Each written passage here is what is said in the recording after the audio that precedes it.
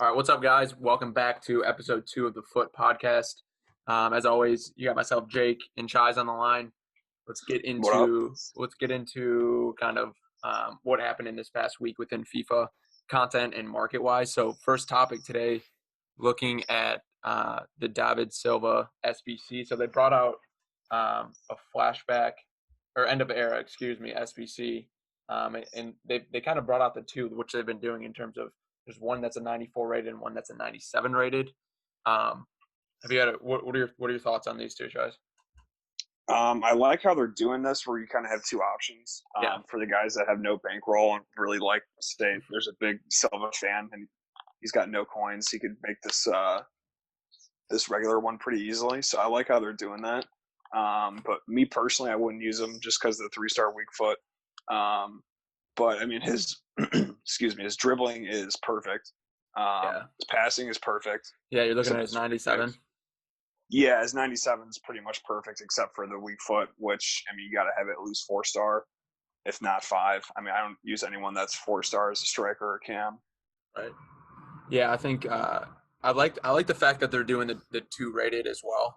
I would more so rather see it though if they gave him 2 positions rather than necessarily two different ratings. You know what I mean? If one was a CM, one was a right forward, or whatever it is. I think that could be cool, like within FIFA's to come. But in terms of this card, yeah, you're looking at a 97 rated for 330,000, which, like, at this point in the game, dude, you can get so many other cards for better value. And then when it comes down to it, like you said, 3-star weak foot at this point in the game, it just kills the value. And then also he only has 85 pace, so 85 sprint speed, right. which I don't love if you're playing him as an attacker, which obviously you would be. So, I just picked up this FUT birthday Havertz today for 90K.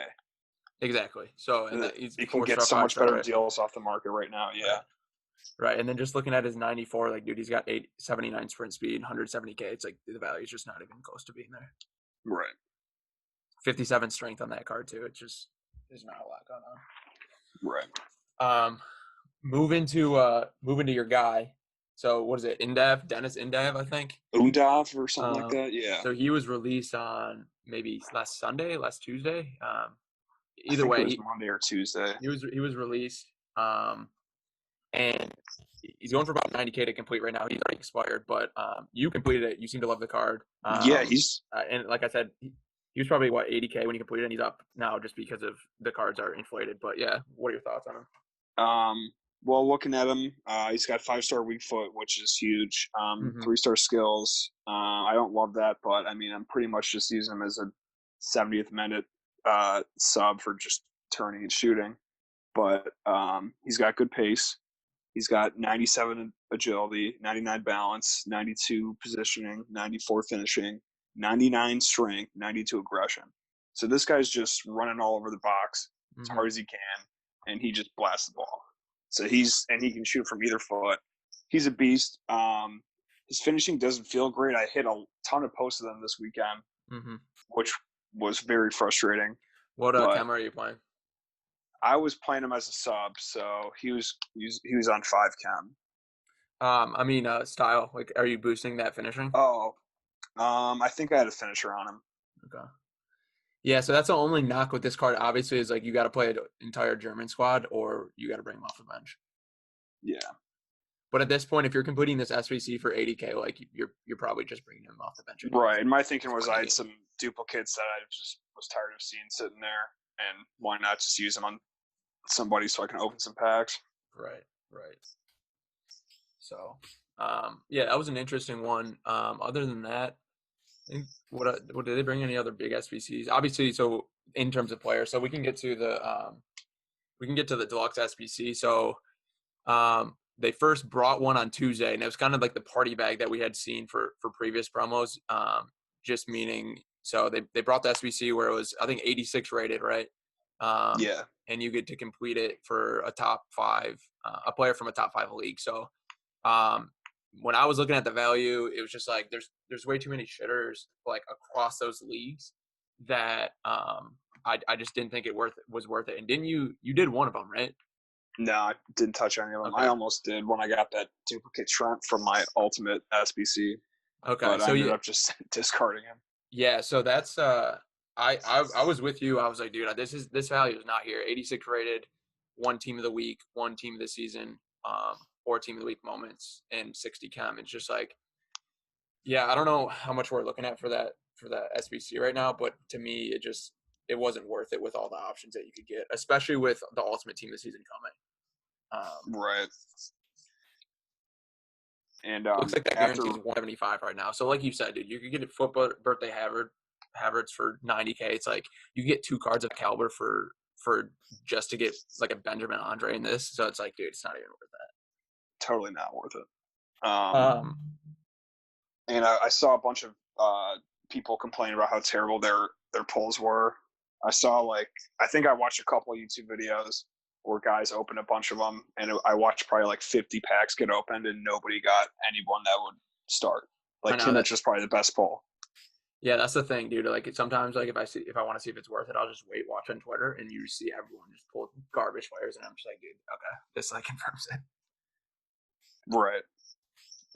And then so something I wanted to talk about too was they literally brought this SBC 2 or 3 times, and they delayed bringing the ultimate team of the season, and it's just like, dude, that's classic EA bringing the same shit multiple times in the week for their 6 p.m. content. And on top of that, like they're just trying to drain every casuals players with all their cards and coins into these SBCs because all the kids will do it. And then when it comes to the ultimate team of the season, which was 89 rated, they don't have any money or players to do it, so they buy FIFA points. Like it's just classic EA. And on that note too, like people were pissed off in the community just because like this was supposed to be during ultimate team of the season. Like there was just no content to do. I saw Matt FUT Trading tweet out.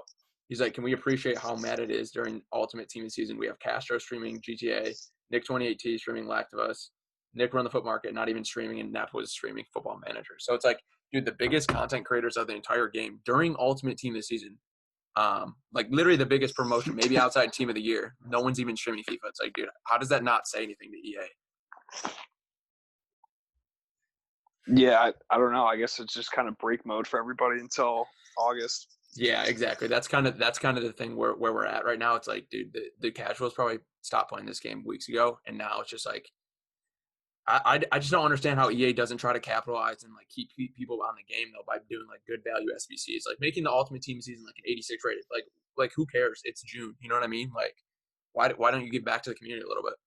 Or at least last year when they kept the team of the season reds for the rest of the year. Yeah, so that's a whole nother thing. It's like,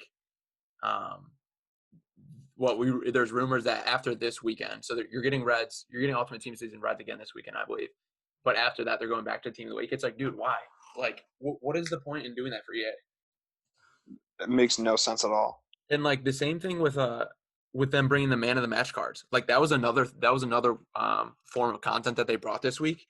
And I think I tweeted it out, dude. There was 5 players under 80 rated. It's like, dude, what is the point in that? Like, I understand you want to still like have dynamic content with the leagues coming back, but like, I don't know, man. Like, everyone's got to be compared to the team of the seasons now. Like the FUTties players, they'll be good. Right. But right. So yeah. So FUTty's coming up. Like obviously they'll be good. Everyone will be getting the team of the season content that everyone wanted. So that's gonna be crazy. But yeah, I don't know. Kind of speaking to that though, interesting kind of to hear you talk about this weekend league and how it's going for you. Obviously you can kind of tell them about it in a second, but it's interesting because you're saying you're getting terrible matchups and you're playing literally verified players like every game. And my kind of thought on that was maybe it's because literally everyone's not playing weekend league right now because so many people died off except for the competitive players to kind of keep their game up for next season. So that was kind of interesting. Why don't you talk about kind of what's going on for you this weekend? Yeah, I was kind of thinking the same thing. Well, I started off playing fine, like whatever. I mean, every single team I played was nuts. Like it looks like a Division I team every single game. I have no idea who I'm playing. And then I start off 5-0, which is pretty normal. And then I get a DC, so I'm already kind of like not feeling good. But I'm like, all right, I could probably bounce back, get to 10-1 or something like that, move on from there. And then I just couldn't I couldn't win a game from there. It was awful. I'm getting matched up with verified guys. I'm just pretty much rage quitting every game, like just laughing at how terrible the game is. I'm having some really bad lag, some delay. So I pretty much said, all right, well, I'll just get to 11, call it a weekend. It's just not even fun. I'm playing against guys that I see in Division One. I played the same guy twice, which I've never had that happen before. And I got DC'd in both of those games. I think I had 5 DCs this weekend. And half the guys were ranked on FUT that I played. So that was cool. It just felt like I was playing rivals the whole weekend. Dude, and that's the thing. Like, they really need to do something next year with, like, they need to bring back. I mean, had them from like 12 to like 7. Like, that was just another game mode that you can just like go and casually play. There's no game modes this year with rivals, as sweaty as it is, that you can just like go and play. Like, it's ridiculous. I do play friendlies a good amount, actually. Is friendlies through FUT though, or is it's through just like? Oh, okay, it is. Okay. But I mean, nobody plays these. Right, and that's the thing about friends. For a warm-up game before I play rivals. And that's what I was gonna say, dude. That's the thing about friendlies is, like, everyone you're putting on there, because you're in D1, D2, like, everyone you play in there, you're just gonna absolutely steamroll. Yeah, my record on this, it's usually just to either test my connection or just to fuck around. My record is, or my warm-up game, my record's 187 and 32 on here. So it's mostly just playing kids that are awful. And that's the thing too. It's like, back when they had the tournaments, dude, they actually, like, the rewards were cool. So they would base the rewards of the tournaments off of the promo. So for example, like, you would have to win 4 games and you would win like 10,000 coins plus like a team that would actually win like cards that like you could use. Yeah, that was awesome. So I remember that from 17. They had something like that. Yeah. So I don't know. So let's backtrack real quick. Probably last topic or two on this is team season Reds. Like, so tell everyone how it went. Who were your options? And I remember you texting me about, like, dude, look at Matt Foot trading sweet. Like, literally everyone's getting the same cards in the same slots. Remember that? Yeah, I saw a bunch of people actually went pretty in depth on the numbers, and it was like scary how at least Elite was pretty much exactly the same for everybody. No one got anyone usable. I think Kimmich was probably the best one that people were getting, and everyone already has him untradeable at this point. Mm-hmm. So who'd you get again? I had a Mobley and Trent, and I already have Trent untradeable. So and he was the only one that was like above 90 rated out of my picks. So I took him. So I have him tradable or untradeable. Then I have him Reds, and then I got him in my ultimate SBC too. So I just discarded him. There's no other SBC I wanted to do. Yeah, dude, and that brings up a good point. And the last thing I want to touch on is, dude, it's actually pretty scary that EA. It's clear that EA scripts their pack weights. Like, you saw that one in the Reds team this season, where literally everywhere you finish, like you said, you look on Twitter, you look at, like, people like actually took stats down, and it was like, in these slots, like, if you finish this, like, you're getting this. Like, that's not what they're saying the rewards are going to be. Like, it's supposed to be random rewards based off of where you finish and reward you higher for finishing higher, which just absolutely is not true. And then number 2, like, yesterday, I don't know if we talked about it much, but yesterday they literally pulled the ultimate team this season SBC because too many people were packing Sancho, and then they didn't communicate at all to any of the community about the reason why. I think they said, like, technical difficulties, which is complete bullshit. And then they bring it back online with, like, altered pack weight 30 minutes later and just don't say anything. Yeah, they never said anything still, right? Like, I think they said they said some really vague statement, and dude, it's just complete bullshit. Like, they're just playing with people. Like, I saw, like, Nepenthes put out, like, a video today, like, basically saying that, like, everyone's happy because they got another SBC back, which you did. That's just like, but dude, there's a bigger, huge manipulates everyone. And it's like, dude, he's young. It's like, dude, it's